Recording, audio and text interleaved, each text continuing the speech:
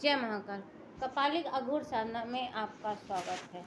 आज मैं आपको तेलिया कपाल या तेलिया मसान के विषय में बताने जा रही हूँ कि तेलिया मसान कैसे सिद्ध किया जाता है, इसकी साधना कितने दिन की है, इसको क्या क्या भोग देना है आपको, ये सारी जानकारी आपको दूंगी मैं। जैसे सभी जानते हैं, मसान ये एक बहुत उग्र साधना है। ये शवपीठ साधना के अंतर्गत आने वाली साधना होती है।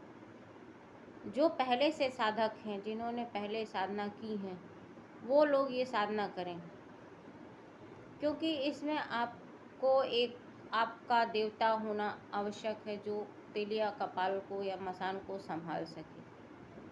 कोई भी आप उग्र साधना करते हैं तो आपको एक देवता या देवी की आवश्यकता होती है, जो उन पे काबू पा सके, बैक सपोर्ट जिसको कहते हैं। या आप भैरव को लेके चलें, या माँ काली को लेके चलें, या माँ दुर्गा को लेके चलें, किसी को भी लेके चलें, पर एक देवी या देवता को लेके आपको चलना पड़ता है। तेलिया कपाल सिद्धि के लिए आपको, जैसे सब जानते हैं कि आपको एक कपाल की आवश्यकता है। कपाल वो भी तेली का होना चाहिए, ठीक है। तेली का कपाल आप ये नहीं कि कभी भी उठा लाएं, नहीं, सही तिथि सही समय पे इसको लाना पड़ता है। जैसे कृष्ण पक्ष की त्रयोदशी को, पंचमी को, अष्टमी को, या कृष्ण पक्ष के शनिवार को, ठीक है, ऐसे समय लाना पड़ता है आपको कपाल लाके आप उसको पूरे मसान से आप जलती हुई चिता का कोयला लें, उसमें चमेली का तेल मिलाएं, कोयले को पीस के उसमें तेल मिलाएं, उसका पूरे में लेप कर दें। फिर लेप करने के बाद उसको रख दें। दूसरे दिन फिर आप साधना के लिए उसको रखें। इसमें 2 दीपक लगते हैं, एक आटे से बनाया हुआ दीपक होता है, एक मिट्टी का दीपक होता है। आटे के बनाए हुए दीपक में 4 मुख की बाती उसमें जलेगी, और मिट्टी के दीपक में 1 मुख की बाती जलेगी। 4 मुख का जो दीपक होगा उसमें बकरे की चर्बी से दीपक जलेगा, और जो मिट्टी का दीपक होगा उसमें सरसों के तेल का दीपक जलेगा। अब करना क्या है, इसमें आपको काला आसन, काला वस्त्र लगेगा। काला आसन लगा के आप बैठ जाइए दक्षिण मुख होके। वैसे ये साधना शमशान में करना है, तो शमशान में दिशा का कोई महत्व नहीं होता, ये बात आप ध्यान रखिएगा। जिस तरफ चिता जलती है और लाश का जो पैर होता है, आपको उस तरफ बैठना है, उसके सिर की तरफ मुख करके, ठीक है। तो दिशा का कोई इसमें महत्व नहीं होता शमशान साधना में। शमशान में साधना करने के लिए आप किसी भी तरफ मुख करके बैठ सकते हैं।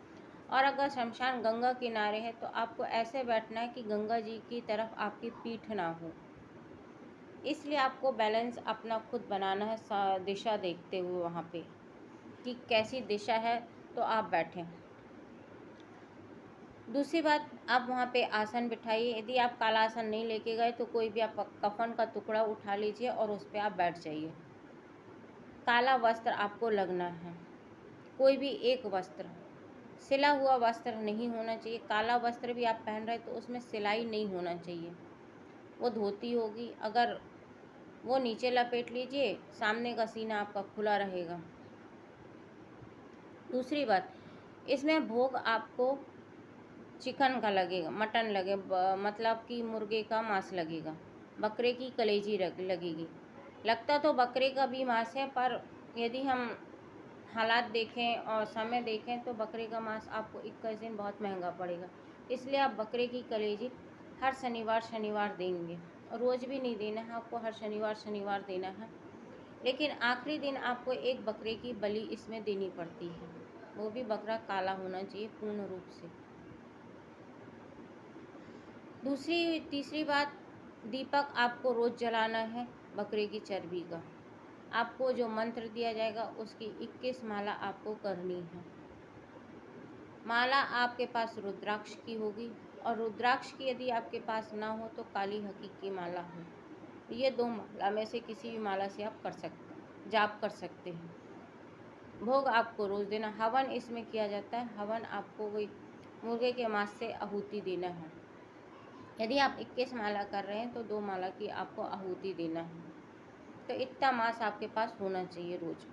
कुछ और भी विशेष सामग्रियाँ होती हैं, विशेष क्रियाएँ होती हैं, जो हम आपको साधना करते समय ही बताते हैं। हमारे वीडियो में मंत्र नहीं बताया जाता, क्योंकि ये हमारा मानना है कि ऐसे मंत्र देने से मंत्रों की ऊर्जा खत्म हो जाती है, आपके पास वो शक्ति नहीं पहुंचती है जो गुरुमुख से मिलता है। इसलिए हम अपने वीडियो में कोई भी साधना बताते हैं पर मंत्र नहीं बताते, और पूरा विधि विधान भी नहीं बताते, क्योंकि तंत्र एक गुप्त है। हम आपको सिर्फ एक जानकारी देते हैं कि आपको ये पता चले कि ये साधनाएं होती हैं। यदि कोई व्यक्ति साधना करने के लिए इच्छुक है तो वो व्हाट्सएप नंबर पे संपर्क कर सकता है, और हमारे हमारे वीडियो में, हर वीडियो में हमारा जो मोबाइल नंबर दिया गया है वो हमारा ही है। इसमें आप कभी भी मैसेज छोड़ सकते हैं, क्योंकि हम फ़ोन नहीं उठाते, हमारा रूटीन थोड़ा अलग सा है, इसलिए हम समय पे फ़ोन नहीं उठाते। हाँ, मैसेज ज़रूर चेक करके आपको जवाब दे देते हैं जब समय मिलता है।